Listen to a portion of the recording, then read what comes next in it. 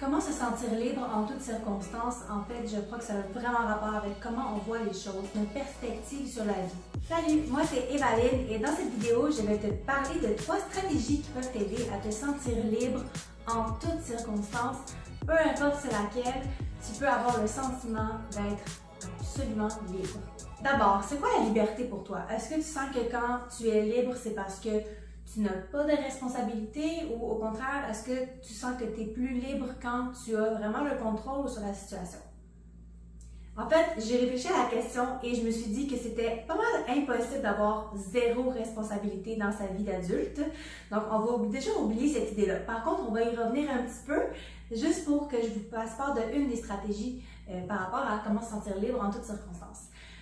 Mais si on va du côté du contrôle, avoir le sentiment de contrôle sur sa vie, c'est vraiment important pour se sentir libre, peu importe la situation, parce que si on sent qu'on n'a justement aucune emprise sur les événements, sur notre vie, je ne parle pas des événements extérieurs nécessairement, mais plutôt comment on va se sentir, parce que c'est ça le but de cette vidéo, c'est de vous aider à développer un mindset qui dit que vous avez toujours le choix, ok?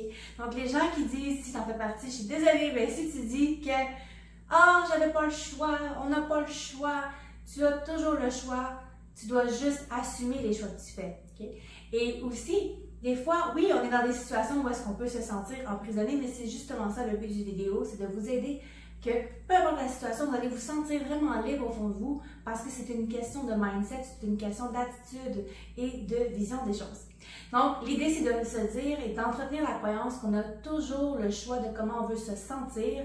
Donc, tu peux toujours décider de ton état intérieur au lieu de le subir. Je vais répéter, tu peux toujours décider de comment tu veux te sentir au lieu de subir ton état intérieur. Okay? Donc, pense-y vraiment, parce qu'il y a plein de situations qui te mettent dans des états désagréables, on va dire, et que tu sens vraiment, tu peux te sentir impuissant. Et je suis la première à vraiment détester cette sensation d'impuissance, et on l'a tous vécu dans la vie au moins une fois, et c'est correct. C'est simplement de se dire, OK, mais personnellement, moi, je n'aime pas ce sentiment-là. Donc, je veux augmenter mon sentiment de contrôle ou bien mon sentiment de liberté. Donc, comment faire? C'est ça qu'on va regarder ensemble maintenant. Donc, la première stratégie, c'est vraiment, quand je parlais de la responsabilité, on ne peut pas avoir zéro responsabilité dans la vie. Par contre, il y a des gens qui s'imposent vraiment trop de responsabilité. Ils vont trop s'engager dans mille et une choses et ça fait en sorte que ça devient lourd sur leurs épaules et ils ont de la difficulté à se sentir libres parce qu'ils ont trop de choses à faire, trop de comptes à rendre en fait. Alors moi, ce que je vais t'encourager à faire, c'est faire le ménage dans tout ça. Et de vraiment, en fait, la stratégie, c'est la délégation aussi. Okay?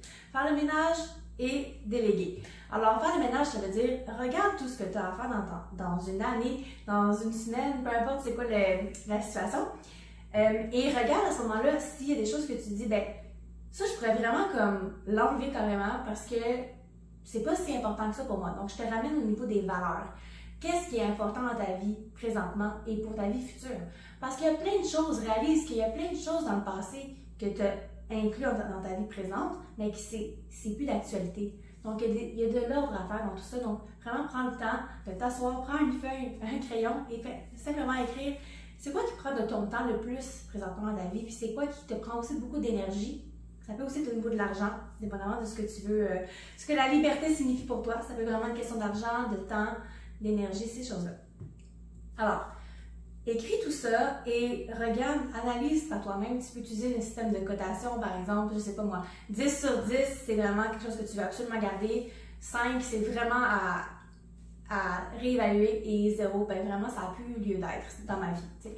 Donc, fais cet exercice-là et regarde où est-ce que tu peux, en fait, comment tu pourrais faire pour enlever les choses de ta vie qui ne sont plus nécessaires présentement ou qui ne t'aident pas aussi pour la vie future que tu souhaites mener. Donc, fais ce ménage-là. Et ça, c'est la première étape. La deuxième étape, c'est vraiment au niveau de la délégation. Parce qu'il y a des choses qu'on ne peut pas nécessairement enlever ou en tout cas, on ne se sent pas prêt à les enlever ou on a fait un choix important dans notre vie et on doit vraiment en assumer les conséquences ou les responsabilités. Donc, à ce moment-là, il y a des choses peut-être que tu peux déléguer. OK? Par exemple, je n'ai pas vraiment d'exemple, mais je sais pas. Par exemple, tu as décidé d'avoir une maison. Okay? Ça, c'est un choix. Tu as une maison, c'est une grande maison, par exemple, et il y a beaucoup d'ordre à faire. Donc, la situation, souvent, qu'est-ce qui va arriver? C'est les gens, à un moment donné dans leur vie, ils vont décider d'engager, par exemple, une personne pour faire le ménage, pour faire l'entretien ménager. Donc ça, c'est une forme de délégation que tu peux parfois pouvoir te permettre pour justement te donner plus de temps et te sentir plus libre. Oui, il y a un engagement financier à ce moment-là, mais tu reçois en échange plus de temps pour ta vie, pour faire autre chose, qui est peut-être plus important pour toi. Donc c'est vraiment juste un petit exemple, mais essaie de voir dans ta vie où est-ce que tu pourrais déléguer des tâches ou en fait des projets, peu importe c'est quoi la situation, ça peut être au niveau professionnel ou au niveau vraiment familial, carrément comme j'ai dit dans la maisonnée, tout simplement. Alors réfléchis à ça, qu'est-ce que tu peux déléguer pour que tu puisses te sentir plus libre et avoir moins de responsabilités qui parfois pèsent énormément. Deuxième stratégie pour t'aider à te sentir plus libre, en fait, en toutes circonstances, ça va être d'augmenter ta productivité. Tu vas peut-être me dire, ben pourquoi? C'est quoi le rapport avec la liberté? Ben, en fait, tu vas voir que ça a vraiment un lien entre les deux. Tout d'abord, l'idée, c'est que, vous savez, on travaille généralement dans la vie. Peut-être que c'est pas ton cas présentement, mais réfléchis à ça, c'est-à-dire que on a toutes dans notre vie une période de travail. Même si tu n'as pas un travail en tant que tel, dans ta journée, il y a des moments où est-ce que tu dois faire des choses. Ça peut être faire la vaisselle, ça peut être de prendre ta douche, ça peut être, tu sais, il y a plein de choses que tu dois faire, ok? Et dans tout ça, il faut que tu réalises que on a des périodes de travail que j'appelle. Et ces périodes de travail-là peuvent être plus ou moins longues, ok? Et l'idée, c'est, pourquoi je dis augmenter ta productivité, c'est que quand tu as d'autres aspirations dans ta vie, quand tu essaies de te sentir plus libre en toutes circonstances, si ta période de travail qui est censée, par exemple, prendre, je sais pas, 2 heures, te prend 5 heures, ben, tu peux pas te sentir libre. Tu es comme pris dans la tâche, tu es pris dans ce que tu as à faire, dans ton travail, si tu veux. Pourquoi? Parce que tu n'es pas efficace. Okay? Donc, je t'inviterai à regarder cette vidéo pour, en fait, je pense que c'est ici, la vidéo ici, pour aller voir mon vidéo sur comment, en fait, arrêter de perdre du temps. Et, qu'est-ce que je voulais dire? D'augmenter sa productivité, trouve des façons de l'augmenter parce que si tu es plus efficace au niveau de ta tâche, au niveau de ta période de travail, ça te libère beaucoup de temps pour être plus libre. Et c'est justement ça mon point que je voulais amener aussi par rapport à ça. Avoir plus de temps pour soi, c'est bien parce que c'est souvent les gens me disent « Oh, j'ai pas le temps, j'ai pas le temps ».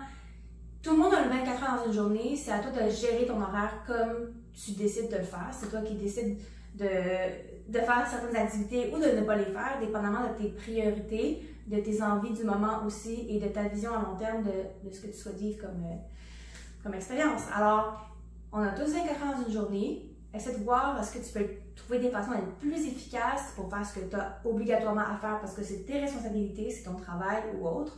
Et en faisant ça, ça te libère du temps pour être libre, faire des activités que tu as toujours voulu faire mais que tu n'as jamais le temps de faire. Et aussi, des fois, il y a des gens qui veulent juste, ils souhaitent tellement avoir juste un moment dans leur semaine, peut-être même pas dans la journée, dans la semaine, dans 46 minutes dans la semaine, que je ne fais rien. Des fois, là, juste ça peut vraiment faire la différence et faire vraiment du bien. Donc, regarde au niveau de... Pose-toi des questions au niveau de ta productivité. Okay?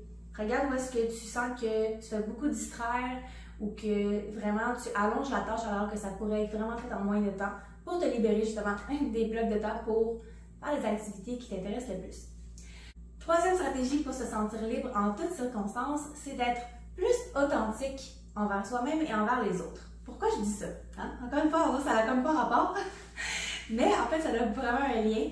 Pourquoi? Parce que lorsque tu n'es pas authentique, par exemple, avec les autres, ce qui se produit, c'est que souvent, on veut plaire, on veut répondre à la vision que les autres ont de nous pour ne pas les décevoir et pour continuer à être apprécié, aimé, validé. Le problème avec ça, c'est que quand tu fais ça, tu n'es pas vraiment toi-même et donc entre guillemets, tu te mens à toi-même en quelque part. Des fois, c'est très subtil, des fois, c'est très flagrant et évident. Et comment tu peux te sentir libre quand tu fais ça?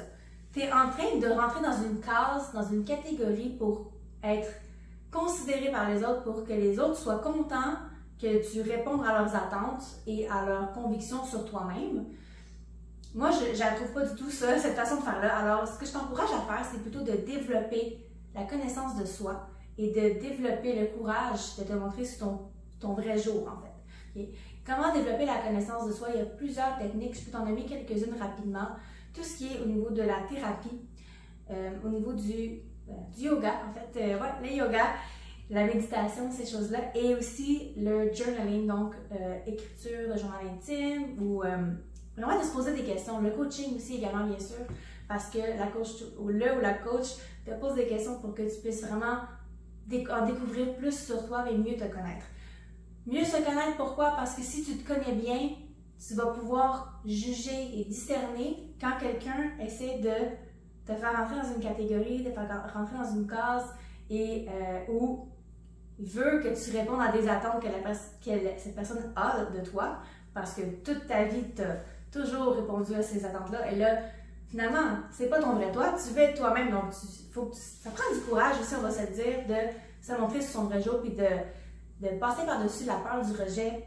Et alors, voilà, je t'encourage dans tout ça, c'est pas évident, mais la connaissance de soi va vraiment t'aider à être plus fort, plus intègre, plus centré, et va faire en sorte que tu ne seras pas pris dans le piège d'être, comment je peux dire, de perdre ta liberté si on veut, de te sentir comme emprisonné dans les attentes des autres, etc. Alors, développe la connaissance de soi pour être capable d'être toi-même et être authentique envers toi-même, envers les autres, pour te sentir plus libre, peu importe la situation. C'est tout pour aujourd'hui. Merci d'avoir écouté la vidéo. Si tu veux expérimenter le coaching de haute performance avec moi pour développer plus de courage et plus d'authenticité, apprendre à mieux te connaître et augmenter ta productivité, why not? Tu peux prendre rendez-vous avec moi, le lien dans la description de la vidéo et je te dis à très bientôt pour une prochaine vidéo.